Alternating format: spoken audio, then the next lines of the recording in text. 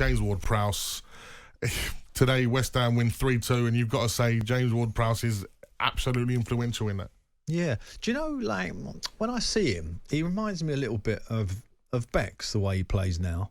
He's sort of, he's in the game. He's always trying to look creative, but on a set play, something it's going to be on the money, you know. Yeah. And every set play, it'd be a corner or a free kick, he's putting it exactly where where you work out your blocks and your runs. He's putting it right on the money.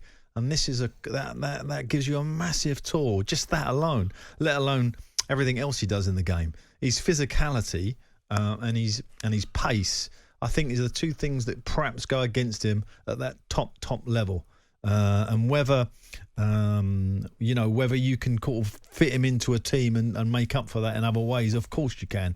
He's an outstanding talent and a great player for West Ham. A great signing, one of the best signings. I think. He's perfect for West Ham as well. Yeah. He really suits West Ham because they've always been dangerous at set pieces, especially when you've got the likes of Antonio in there. And you know what people I think forget about is that he's one of those players that always seems to be available. Yeah. Do you know what I mean? He's always he's always in or around it, and that bodes well as well. Just looking at the England squad there, obviously you got midfielders. That's where his position is. You got Trent, Jude Bellingham, Conor Gallagher. I've got no complaints at all. It's always Jordan Henderson, Calvin Phillips. Obviously Declan Rice is in there as well. There's two spaces there with Jordan Henderson, Calvin Phillips. Now, you've got to be asking yourself, if you're James Ward-Prowse, what do I have to do to get into that team? Like Calvin Phillips one, surely we're done now. Like, at least give James Ward-Prowse a go this time around. All right, I'm going to remove him and put you in, and let's look. What is the thinking behind that, Pards? Well, he's definitely not that type, is he? I mean, Phillips is, that sitter one. Yeah, of course. And Henderson as well now. He's sort of matured back into that role. And that's the roles they have for England. And, and when he's looking at that midfield, he has to dislodge a Gallagher or one of the others in that kind of flair group, a Grealish, a Bellingham, and that's hard to do.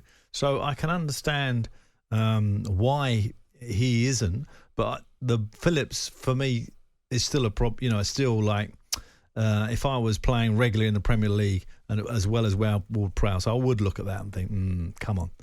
Does it get to a point where he just says, I'm not going to be available for England?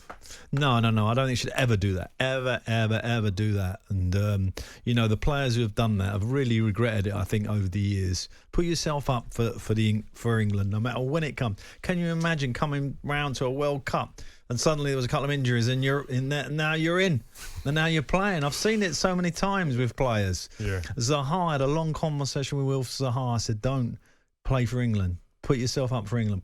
No, I want to play international football. I'm not going to play for England. I want, and he went. I can't remember what country he plays for now. His heritage country, but Ghana, is it? But he Ivory Coast. Ivory Coast, of course. He just wanted to play, and I was like, just be patient. And in the end, he missed out. But no, I always think if you got a chance to play for England, always leave that door open.